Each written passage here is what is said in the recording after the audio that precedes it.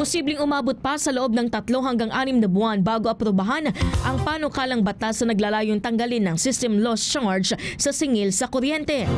Ayon kay Senator Win Gatchalian, may pagkakaisa ang Ekotibo, Senado at Kamara sa panukala matapos sikayati ni Pangulong Ferdinand Marcos Jr. sa kanyang State of the Nation address ang pag-amyenda sa Electric Power Industry Reform Act o EPIRA. Sa kasalukuyan, pinapayagan ng EPIRA at Republic Act 7832 ang mga distribution utility na ipasa sa mga consumer ang bahagi ng system loss na nagmumula sa pagkawala ng kuryente sa transmisyon at distribusyon.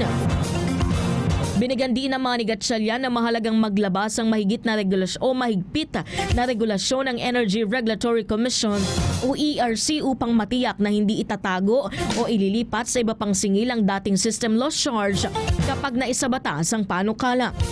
Samantala, nagpahayag ng suporta ang ERC sa panukalang reforma habang nagsusulong naman ang Meralco ng mas malalim na pagtalakay dahil sa posibleng epekto nito sa operasyon at kita ng power distribution.